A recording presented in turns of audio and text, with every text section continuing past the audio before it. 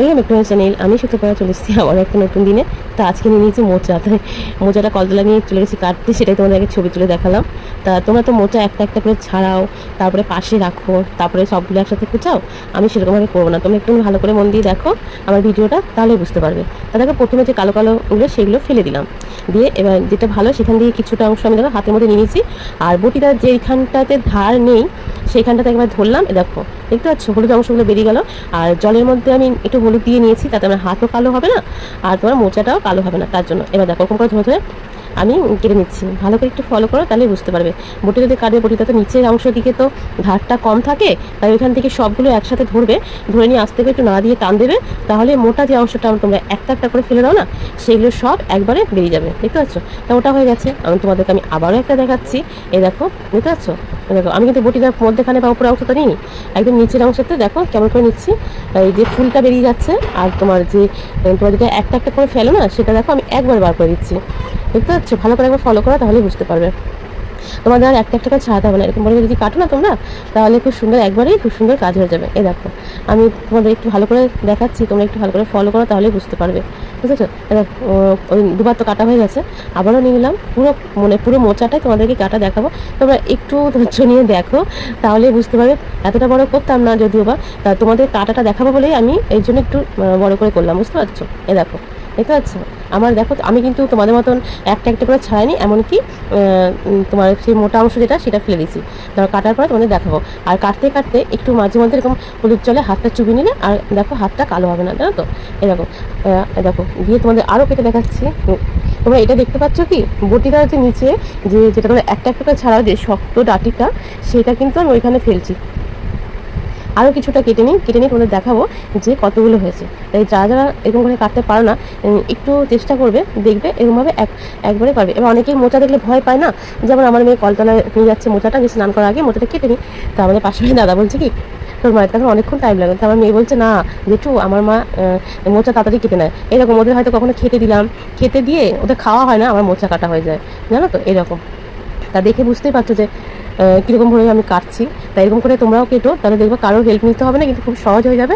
আর এরকম করে হলুদ দিয়ে যদি রাখো, মাঝে মাঝে হলুদ দিয়ে হাতটা চুবাবে, দিয়ে চুবালে তোমার হাতটা কালো হবে না। তারপর তো কাটার পর তো মোচাটা ভালো করে ধুয়ে নেবো, তাই না?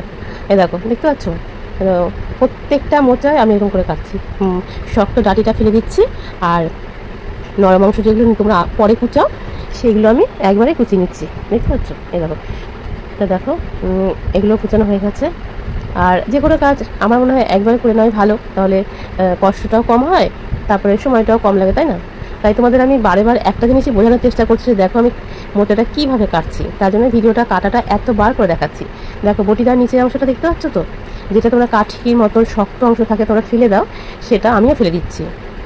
আর বাদবাকি অংশটা নিয়েছি কুচি কুচি করে হলুদ জলে ভিজিয়ে নিচ্ছি, আর মাঝে মাঝে ওই জলে হাতটাও চুপে নিচ্ছি। তাতে কী হয় বলো তো, হাতটা আমার কালো হবে না, তার জন্য। তোমাদের সবগুলো কেটে নিয়ে দেখাবো যে কতগুলো মানে মানে যেগুলো শক্ত কাঠির মতন হয়, সেগুলো কতগুলো হয়েছে। এই দেখো, আমার কিন্তু একটুও কোথাও কিন্তু বাদ দিতে হলো না। আমার এরকমভাবে মোচা কাটাটা তোমাদের কার কার ভালো লাগেছে, আর তোমরা কে কে এরকমভাবে মোচা কাটো আমাকে সেটাও কমেন্ট করে বলো, তাহলে মানে আমি বেশ ভালো লাগবে আমার, যে না এরকম করে অনেকেই কাটে। আর মাকে দেখতাম এরকম করে কাটতো, কোনোদিন করিনি, কিন্তু ওই যে চোখে দেখা, ওই খেলতে খেলতে হাঁটতে হাঁটতে মাকে দেখেছি এরকম করে কাটতে, ওই আর কি কাটা।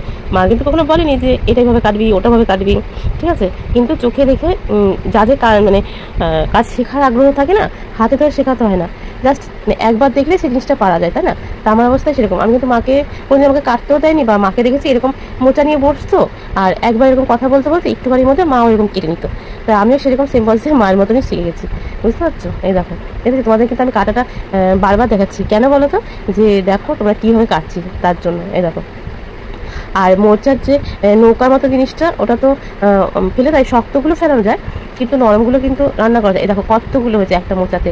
এবার বেশ নরম অংশটা বেরিয়ে গেছে, এবার আর ফেলবো না, জানো তো? এবার নরমগুলো না এবার খুব সুন্দরভাবে কুচি কুচি করে নিয়ে নেবো। আর এই দেখো, দেখতে পাচ্ছ হলুদে চুবানোর জন্য মোচাটা কালো হয়নি। আর যখন দোকানে যে কোনো মোচা চপ রান্না করে, আমরা যে লাল যে নৌকার অংশ মতন অংশগুলো ফেলে দিই, ওইগুলোও কুচি নেয়। তা ওগুলো তো নিই না, যেগুলো নরম অংশ সেগুলো এরকমভাবে নিয়ে নিই, জানো তো? এই দেখো নরম নরম আছে। আর ভিডিওটা তোমাদের জন্য তুললাম যে তোমাদেরকে অনেক সময় বলেছিলাম যে এরকম করে মোচা আমি একবারে কাটি একবারে ছাড়ি, তার জন্য তাই দেখো সেই জন্য সেটাই আছে দেখালাম।